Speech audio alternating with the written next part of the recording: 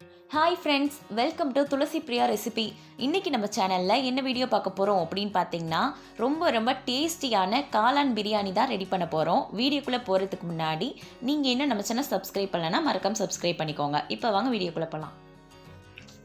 இந்த காளான் பிரியாணி செய்கிறது ரொம்ப சிரமம்லாம் கிடையாது. பிகினர்ஸ்னால கூட சூப்பராக செய்ய முடியும். அதே மாதிரி நம்ம இன்றைக்கி செஞ்சுருக்க மெத்தடில் ட்ரை பண்ணிங்க அப்படின்னா பிரியாணி வந்து நல்லா உதிரியாக கிடைக்கும். சரி வாங்க இது எப்படி ரெடி பண்ணுறதுன்னு பார்க்கலாம். இப்போது ஸ்டவ்வில் வந்து ஒரு குக்கர் வச்சுருக்கேன். இதில் வந்து தேவையான அளவு வந்து எண்ணெய் ஆட் பண்ணிக்கலாம். இது கூடவே 2 ஸ்பூன் அளவுக்கு நெய்யும் ஆட் பண்ணிக்கிறேன். இது வந்து ஃபஸ்ட்டு ஹீட் ஆகட்டும்.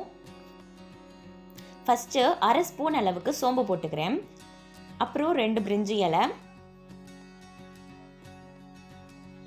2 துண்டு பட்டை, 2 கிராம்பு, ஒரு நட்சத்திர சோம்பு, ஒரு கல்பாசி. இதை லைட்டாக ஃப்ரை பண்ணிவிட்டு ஒரு பெரிய வெங்காயத்தை நீளமாக கட் பண்ணி வச்சுருக்கேன், அதை சேர்த்துக்கலாம். மீடியம் சைஸ் வெங்காயமாக இருந்தால் 2 ஆட் பண்ணிக்கோங்க. ஸ்டவ்வை வந்து மீடியம் ஃப்ளேம்லேயே வச்சு வெங்காயத்தை வந்து நல்லா வதக்கிக்கலாம். வெங்காயம் வந்து சீக்கிரமாக வதங்கணும்னு நினச்சிங்கன்னா லைட்டாக மட்டும் உப்பு ஆட் பண்ணிக்கோங்க. இப்போது 2 பச்சை மிளகாவை நீளமாக கட் பண்ணி சேர்த்துக்கிறேன். இதையும் வந்து நல்லா மிக்ஸ் பண்ணி விட்டுக்கலாம். வெங்காயம் வந்து பார்த்திங்கன்னா கொஞ்சம் கலர் சேஞ்ச் ஆகணும். இப்போது 1 ஸ்பூன் அளவுக்கு இஞ்சி பூண்டு பேஸ்ட் வந்து ஆட் பண்ணிக்கிறேன். இதையும் நல்லா பச்சை ஸ்மெல் போகிற வரைக்கும் நல்லா வதக்கிக்கலாம். இஞ்சி பூண்டு வந்து நீங்கள் ஃப்ரெஷ்ஷாகவும் ஆட் பண்ணலாம், அப்படி இல்லைன்னா கடையில் விற்கிறது கூட ஆட் பண்ணிக்கோங்க. இப்போது 1 கைப்பிடி அளவுக்கு புதினா கொத்தமல்லியை நல்லா க்ளீன் பண்ணிவிட்டு சேர்த்துக்கலாம். இது எல்லாத்தையுமே வந்து பார்த்திங்கன்னா நல்லா மிக்ஸ் பண்ணி விட்டுக்கலாம். புதினா கொத்தமல்லி வந்து லாஸ்ட்டாகவும் நம்ம தூவி விடலாம். ஆனால் அதை விட இந்த மாதிரி முன்னாடியே நம்ம போட்டு வதக்கும் போது ஃப்ளேவர் வந்து பார்த்திங்கன்னா சூப்பராக இருக்கும். இப்போது 2 தக்காளி பழத்தை ஸ்லைஸாக கட் பண்ணி சேர்த்துக்கலாம். இதையும் நல்லா வதக்கிக்கோங்க.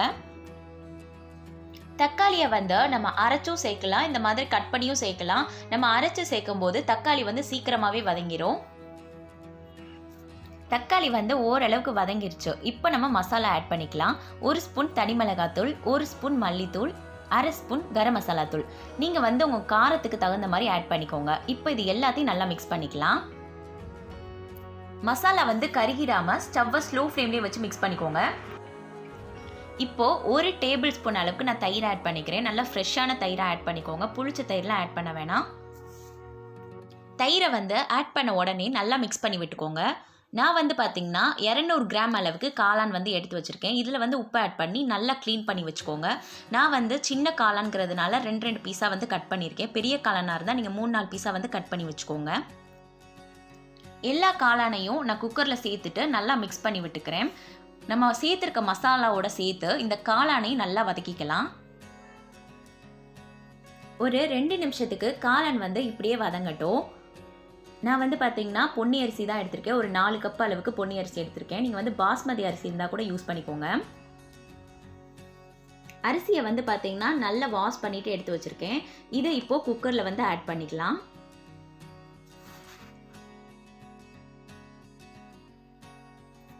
இதை வந்து இப்போ நல்லா மிக்ஸ் பண்ணி விட்டுக்கிறேன். நான் அரிசியை வந்து ஊற வைக்கலாம் இல்லை, டைரெக்டாக தான் சேர்த்துருக்கேன். நீங்கள் அரிசியை ஊற வைக்கிறதா இருந்தால் கூட ஊற வச்சுக்கலாம். நான் வந்து 1 கப் அரிசிக்கு வந்து 2.5 கப் அளவுக்கு தண்ணி ஆட் பண்ணியிருக்கேன். 4 கப் அரிசிக்கு வந்து 10 கப் அளவுக்கு தண்ணி ஆட் பண்ணிக்கலாம்.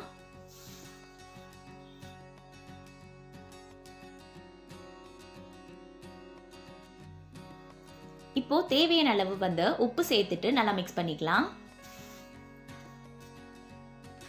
நம்ம இப்போது டேஸ்ட் பண்ணி பார்க்கும்போது உப்பு வந்து கரெக்டாக இருந்துச்சு அப்படின்னா இன்னும் கொஞ்சம் எக்ஸ்ட்ராவாக சேர்த்துக்கோங்க. அப்போ தான் நம்மளுக்கு பிரியாணி ரெடியாகி வரும்போது கரெக்டாக இருக்கும். இப்போ நான் கொஞ்சமாக நெய் ஆட் பண்ணியிருக்கேன். நீங்கள் இது கூடவே எண்ணெயும் ஆட் பண்ணிக்கலாம்.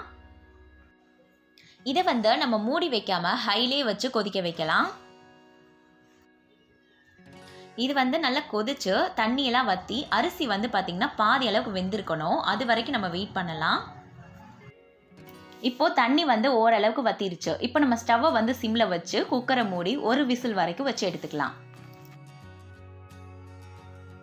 இப்போது கேஸ் போயிருச்சு. நம்ம ஓப்பன் பண்ணி பார்க்கலாம். இப்போ நம்ம சாதம் உடஞ்சிடாமல் லைட்டாக மட்டும் மிக்ஸ் பண்ணி விட்டுக்கலாம்.